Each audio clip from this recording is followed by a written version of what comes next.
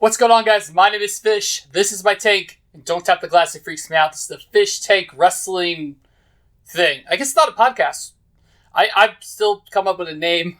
It's not a podcast because you see me and it's not super long and all this stuff, but so far it's the Fish Tank Wrestling thing. That's a great name. Put that on the t-shirt. But anyway, guys, WrestleMania 33 is in the books. I was there live for my very first WrestleMania, and I have to say I was definitely not disappointed. The whole weekend was absolutely incredible. I'll go over that later, but right now, I want to give my thoughts on WrestleMania 33. Now, I know NXT TakeOvers that weekend too. It was great, as usual. Triple threat tag team match was absolutely fantastic, and in my opinion, the best match of the weekend. But other than that, I want to get right into WrestleMania, because that was the show, the ultimate thrill ride that lasted 7 hours. Ooh, that was hard, especially in the hot Florida sun.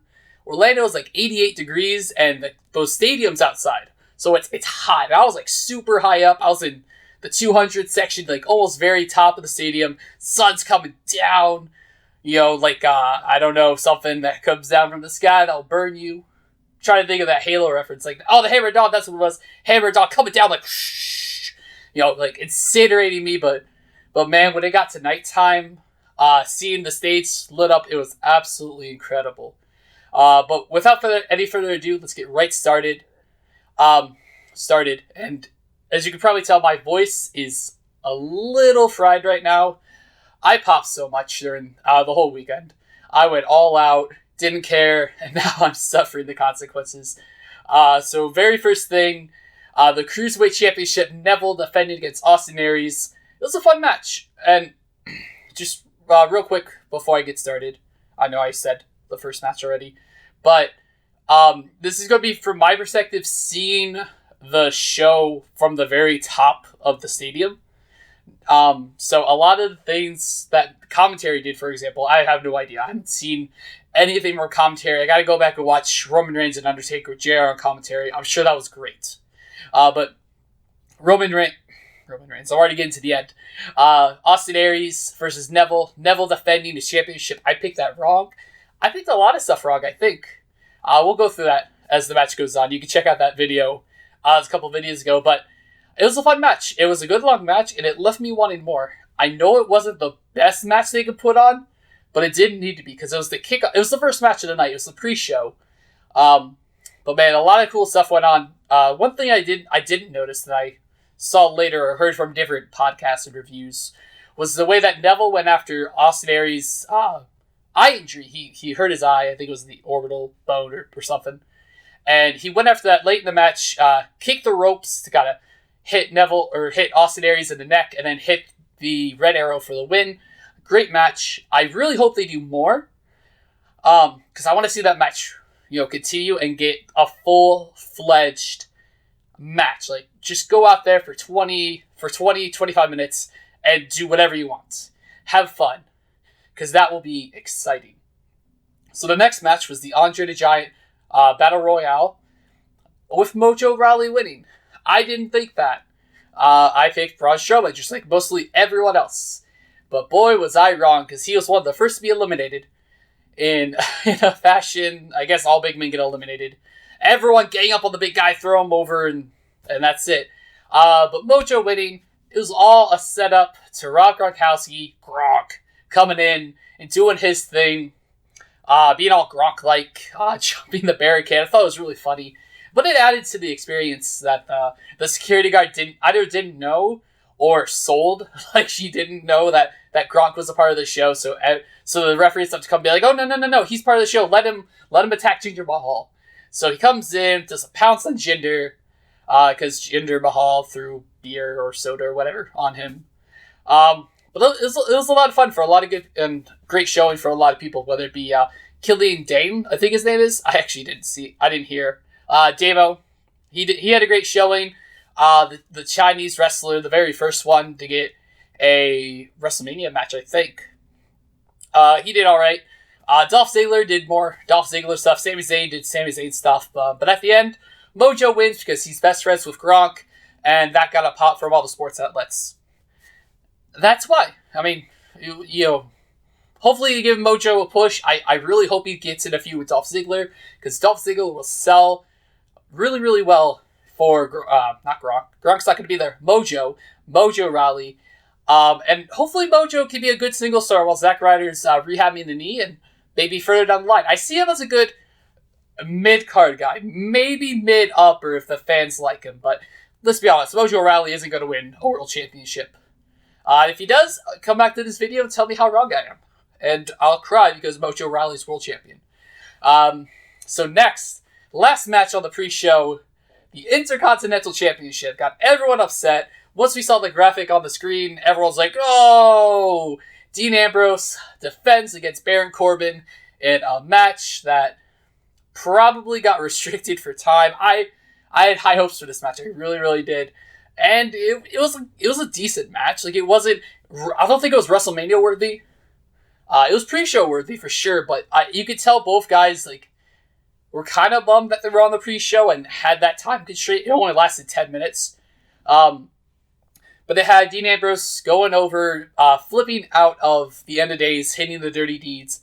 I thought, it was a cool spot. Maybe it would have been a little bit cool if it was more fluid, like if Dean, flipped out of the end of days right into dirty deeds. That could have been cool.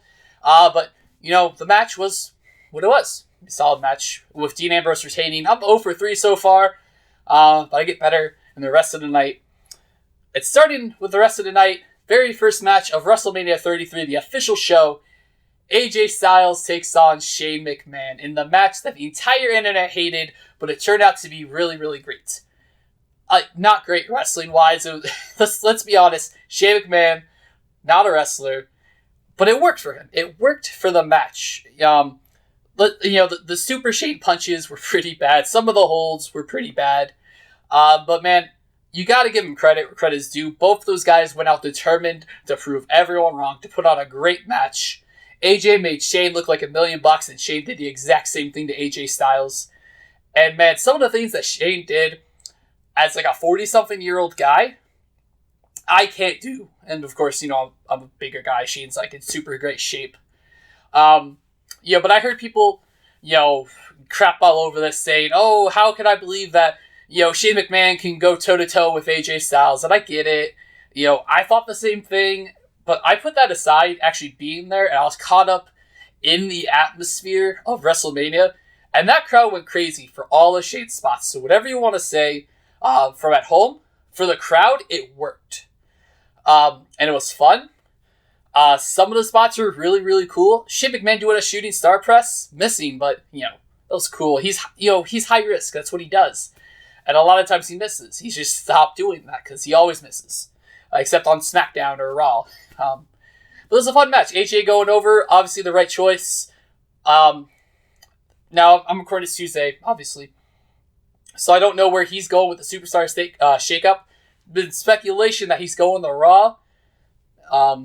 Wherever AJ Styles goes, he's going to be absolutely incredible. So I can't wait to see what this next year has for AJ Styles. Which leads me to the next match. Kevin Owens taking on Chris Jericho for the U.S. title in a match that had the best build over the past couple months leading to WrestleMania, as we all thought it would. And I think because of that, I feel like some people thought the match was underwhelming. And it was a good match, don't get me wrong. It was a very, very solid match going, I think, 16 minutes. Back and forth. Maybe it was because it was only for the U.S. title. Maybe because it was the second match on the card and had to follow AJ and Shane. But it felt like something was missing. Like they were best friends for all these months. And then the Festival of Friendship happens. And now, they both hate each other. And they want to kill each other. They're going after each other. But it didn't quite feel like that in the match. I think blood would have helped a lot in a story. And I'll just talk about this more later, but storytelling might be, in my opinion, the most important thing in a wrestling match. Like, if you tell a good story, just like in acting, you can have all the cool action sequences you want, but if you can't tell a good story, it's not going to be good. But one part that I did really like was Kevin Owens using the rope break with one finger, getting it on the rope. That was incredible. I've never seen that. But it's just it's the little things Kevin Owens does that makes him great. And now he's the U.S. champion. Hopefully he does some awesome things with that title, because that's going to be the main title on Raw.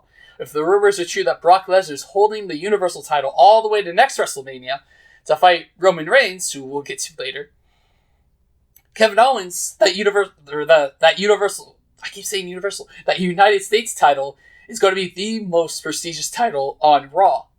And if anyone can make a title great and relevant again, it's Kevin Owens. So I'm really excited to see where that goes.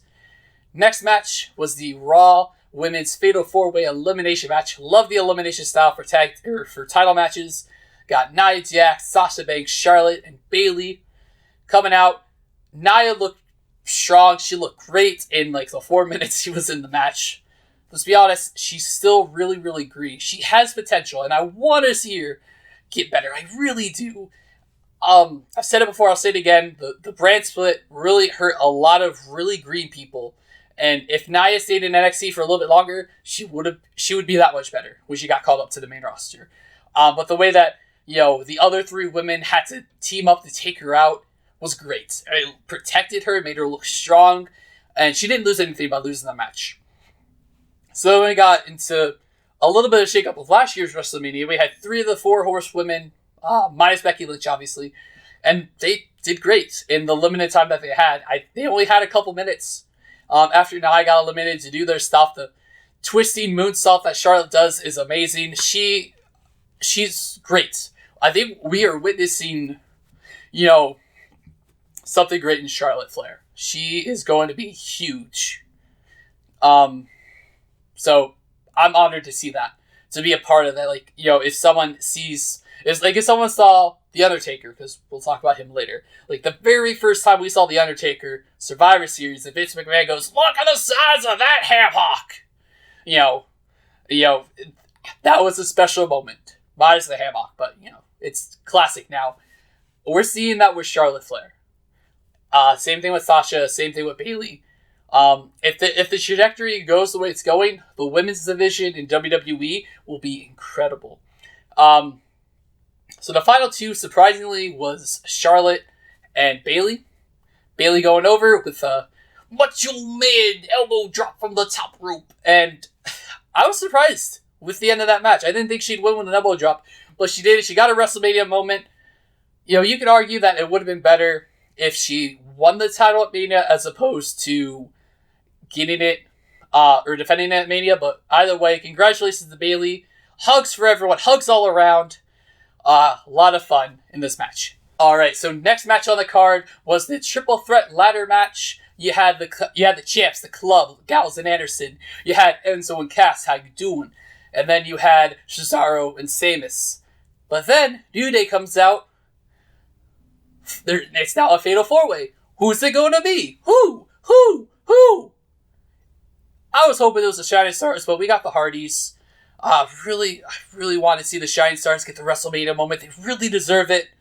But we got the Hardys, and the place erupted. It went crazy. Biggest pop of the night, hands down. Biggest reaction, bigger than all the boos Roman Reigns ever got. The Hardys are back in WWE.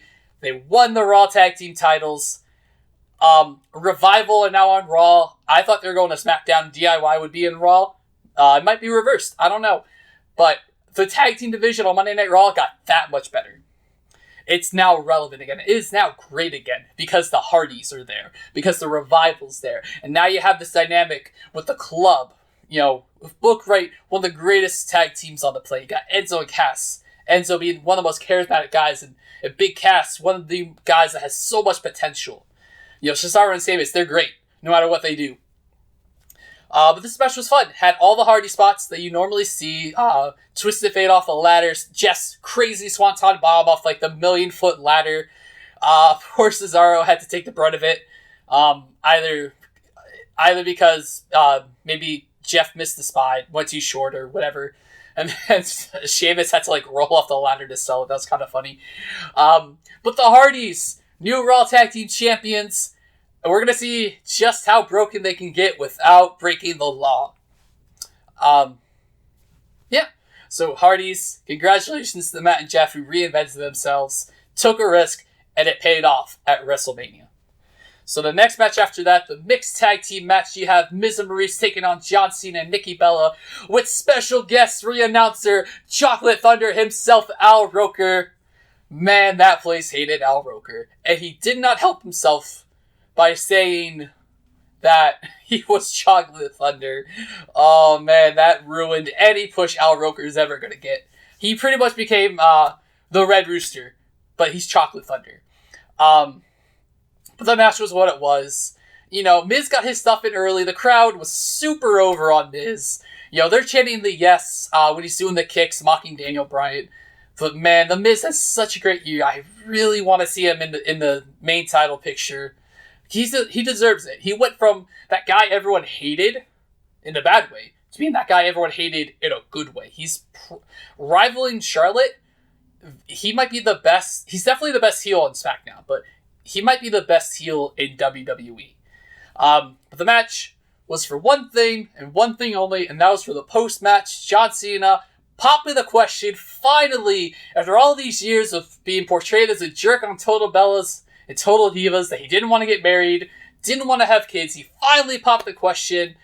And that got, you know, the pop culture sites excited. And that's what the match was. And one thing I think maybe hardcore fans need to realize, I need to realize it myself, is that WWE isn't a pure wrestling company. They've come a long way from having everyday guys as wrestlers like the Repo Man and the Mountie, who had to have day jobs and also wrestle because wrestling didn't pay enough, to getting all these indie guys like Finn Balor, Kevin Owens, Sami Zayn, Seth Rollins, and making them the cornerstones of the company. But at the same time, that crossover thing is where WWE is going to get a lot of eyes on the product, and that means a lot of money for them. They're still a business, and honestly, I liked it. I liked the segment. I thought John Cena came off really enduring, really sincere, really genuine. The only thing I hope about this is that I really, really hope that they did something privately. Either John Cena asked privately before Mania, however long ago it was, I don't know. I just wish he actually asked the question first privately, and then did something for the show. It's going to be the season finale of Total Bellas. Let's be honest. We're going to see this in a couple months. But I just hope they did it privately, because if he just popped the question right then and there, I think it takes away a little bit of the sincerity for me. But again, I'm not going to hate on a guy proposing to his longtime girlfriend. Wish him all the best in everything they do. Happy marriage, tons of kids, ton of little Super Cenas and fearless Nickies running around the house. Hopefully John Cena can see them. Which leads me to the next match.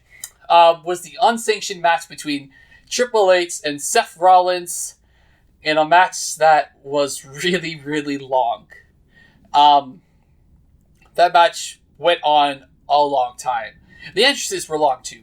That whole the ramp was giant. I think I heard somewhere it was 80 yards. But man, Triple H's entrance was cool. He came out in a souped up tricycle, Stephanie on the back. Then Seth Rollins comes out with a torch, lights the stage on fire, not actual fire, but LED fire, goes down the ramp and the ring catches on fire. It was alright. And then the match, it would have been solid if it was 15 minutes long, but I think it went 20 or 25. It went really long. And at this point, I was getting worried, because I think this match ended, or was still going, at about 10:30 at night. So I look down, and I'm like, I really got to get home, because I have to work the next day. I was expecting this to be over at 11, and boy, was I wrong. But Seth Rollins won. Good for him. He did a lot of great stuff. Really, really excited for that. Hopefully he goes on to bigger, better things. Probably Samoa Joe the next couple months. And hopefully he found himself, and he is now officially Seth freaking Rollins. So next match on the card was my only big complaint on the night. Was Bray Wyatt versus Randy Orton for the WWE Championship. The entrances were cool. 75,000 people doing the Firefly thing with their phones is incredible live. A normal stadium has 15 to maybe 30,000 people. But all those people doing the fireflies with the flashlights, absolutely cool. Then Randy Orton walking down the ring with his the Viper going underneath him. That was great. But the match, and let me know, because I was there live. If you watched it on the network with commentary, how do they sell the maggots and the worms and the cockroaches like on the ring? That was weird. It kind of came out of nowhere. As a fan that was there, I'm like, what am I watching? But it felt like it was rushed, and there was one of the matches that got hit with a time cut probably. But Randy Orton is the new WWE champion. I picked him to win. I didn't want him to win, but I knew he was. Hopefully we can see Bray Wyatt still be really, portrayed really, really well. Still be strong. But I don't know. I don't know if WWE is going to get behind Bray Wyatt.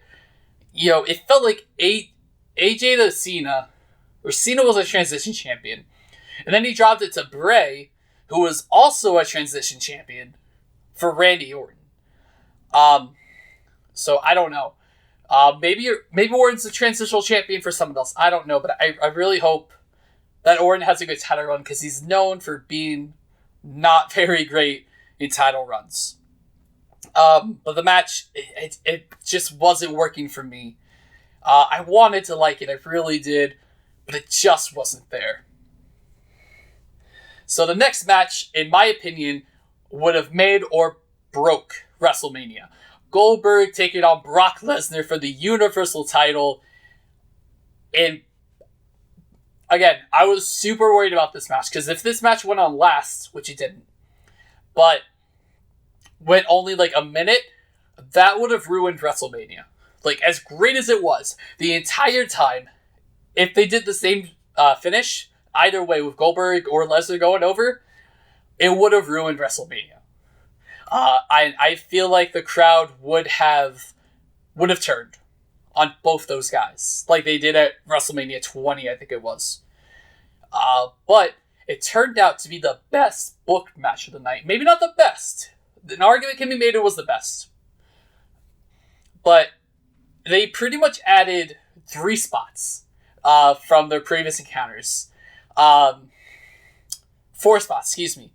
They added German suplexes, F5, the spear through the barricade, which got Goldberg over. The crowd was booing him when he came out, but after that spear, the crowd popped for him, and they were both favored. Both Goldberg, not Goldust, Goldberg, Brock Lesnar were both highly favored over the crowd.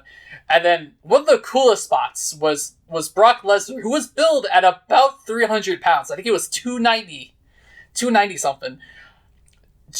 Doing a leapfrog over Goldberg as he was hitting a spear. And, we see leapfrogs all the time, but not from 300 pounders. Especially during this build with Goldberg, Brock Lesnar, we tend to forget that he's a freak of nature. He's so genetically gifted, and he's so great. He's so athletic, and he showed it today with 10 German suplexes on Goldberg, hits the F5, pins him. Goldberg assumably rides off in the sunset at some point, not even worrying about his rematch. But now Brock Lesnar's the Universal Champion, and if the rumors are true, he's going to hold it for an entire year. And then lose it to Roman Reigns at the next WrestleMania. I don't know. I try not to look into that stuff. And if you do, that's good for you. Awesome. But just for me, I like being surprised almost. And so we'll see. But overall, best book match of the night for sure. So the second to last match was the Women's 6-Pack Challenge for the SmackDown Women's title. You got Alexa Bliss, Carmella, Natalya, Becky Lynch, Mickie James, and then Naomi, who got the best entrance of all of them in her hometown. You feel the glow. She comes out doing a really cool entrance. She's the only one that got a full entrance, by the way. So that should have told you she was going over, and she did. There goes my voice. I need to wrap this up. from my vantage point, and I heard different things, but it looked like her submission hold on Bliss to win, she was pulling her pigtails. I couldn't tell. If she was, I thought that was a pretty ingenious move, unorthodox submission, but it worked. And if she went for something else, great, she won. But I assume she pulled the pigtails after her rear view. So now she's the SmackDown Women's Champion. Got her WrestleMania moment in her hometown. Super cool. Great job for Naomi. She has so much potential. She's so athletic. And if she can nail stuff down in the ring, she's going to be good to go. She gets the fish stamp of approval. So last match of the night. The match, I actually didn't think this would be the main event. I heard rumors that it was. I could have sworn Goldberg and Lesnar would have been the main event. But Roman Reigns taking on The Undertaker. What hasn't been said about this match? Let's be honest. I did not have high hopes for this match. I did not go into this match thinking it would be the greatest match of the night. I think it was one of the better stories told, though. And say what you want about Roman Reigns. Say how he's awful. Say how he can do all this and that. He held his own against Taker. An aging Undertaker, but he held his own. And, yes, he botched the tombstone reversal spot. It happens. No big, unfortunately it happened on the greatest stage of them all, the Ultimate Thrill Ride, but it happens. But the story was well told. I don't know when they added the no DQ stipulation to me, being there. It was just announced right before the match. And that covered up some of the Undertaker's hindrances, because he's older. And then, of course, JR is on commentary. Got to go back and watch that. And he signed a 2-year deal. Congratulations, JR. Super happy for you. Hopefully we'll hear a lot more of you on WWE TV for the next 2 years or so. But, of course, as everyone knows, Roman Reigns beats The Undertaker, and the place hated him. Let's be honest. They were going to hate him no matter what. We all kind of saw it coming, I think, that Roman was going to win. But Undertaker looked the strongest of any of Roman's opponents. He kicked out of, I think, 3 or 4 spears, took 4 or 5 Superman punches, the spear on the announce table, all this stuff. And the visual of Undertaker trying to get up but falling to the ground was absolutely incredible. Again, I'm not a booker. I don't plan to be. But I don't think going the route of Ric Flair and Shawn Michaels match, where Roman was reluctant to end The Undertaker, I don't think that was the right thing to do. I think he should have just gone out there, because the whole build was that he respected Taker, but he was firmly saying, this is my yard now. But he goes out there, he's like, I don't want to end The Undertaker. And Undertaker says, you don't got the balls to do it, which, okay, never heard The Undertaker say that. But Roman Reigns bounces off the ropes 3 times, hits a super spear, super sped up spear, pins The Undertaker, rolls out of the ring pretty quickly, lets the pyro go off, walks up the ramp, and then we see The Undertaker. And I'll talk more about this match in a future video when my voice is better, because it deserves a whole video to be talked about. But Undertaker's in the middle of the ring, gets up, grabs all his stuff, all of his attire, the coat, and everything, lays it in the middle of the ring, puts his hat on top of it, and we see Undertaker kind of break his character. He goes out, kisses his wife, walks back up the ramp, looks at his stuff, throws the arm up, and then descends into the middle of the stage for assumably the last time. That was a moment. And you can say anything about the quality of the match, of any match, any WrestleMania match. It's the moments that I remember the most. And this might be the most remembered moment of WrestleMania, even over the Hardys. Because Undertaker unofficially retiring. We don't know. We assume he is, but and honestly, no disrespect to the Undertaker. Obviously, he had a great career, but I really hope this was his last match, and not just because I was there. He looked in pain throughout the entire build to this match. You could tell that he's not the same Undertaker. He looks vulnerable, and the mystique, I don't want to say it's gone, but it's not the same.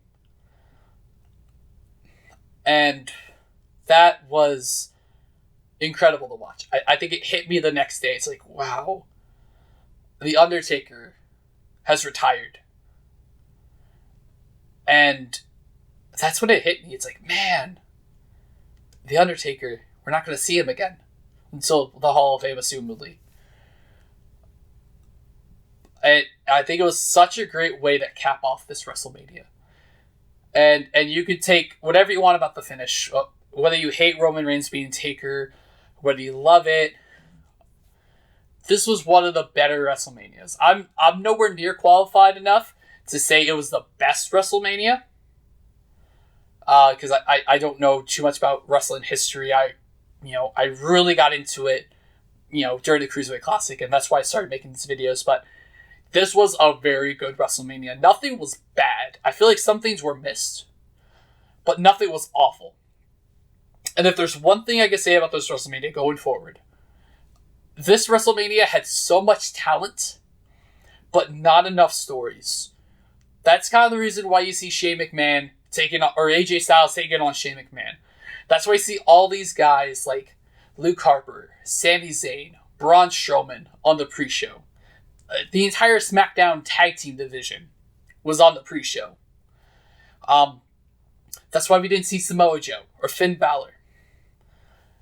And I think it's time, as much attention it gets WWE, I think it's time we stop letting part-timers have all the big matches. Because, obviously Undertaker, he deserves every WrestleMania match he wants. I really hope this is his last one for his health and well-being. But he had a match. Goldberg and Lesnar, 2 part-timers, they had a match. Triple H had a match. Shane McMahon had a match. And all of those were, minus Goldberg and Lesnar, but all those were really long matches.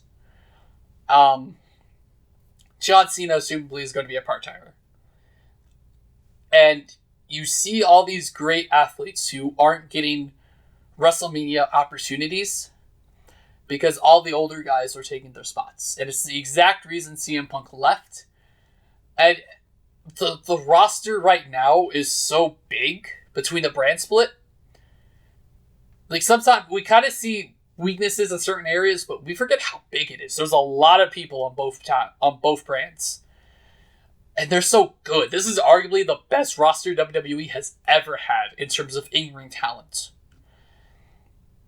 And a lot of them are getting delegated to the pre-show, or not even having a match, or being thrown into the Battle Royale, the 33-man Battle Royale. So where they're trying to get everyone onto the card, but that's just me. I know wrestling, WWE is a business, and those guys like Triple H are going to sell WrestleMania tickets. Brock Lesnar, Goldberg, The Undertaker, they're going to sell tickets. But I think it's time to give those guys who put in 300 plus days of travel, doing all the hard work every single day for the entire year, give them the shot to steal the show at WrestleMania. Hopefully next year we see that. Just give them the opportunity. Give Sami Zayn, Samoa Joe, Braun Strowman, Luke Harper, Finn Balor the opportunity to steal the show at WrestleMania. And I promise you, they will. But guys, that's going to be it for this video. Thank you so much for watching. Thank you for putting up with my voice. It didn't cut out too many times, thankfully, but probably no videos will be going up the rest of the week. I want to try to get a schedule down, let you guys know what it's going to be like. But guys, let me know what you think of WrestleMania. Let me know in the comment section below. But guys, again, thank you for watching. Be sure to thumbs up this video, subscribe for more awesome content, and I'll see you guys next time. Oh my.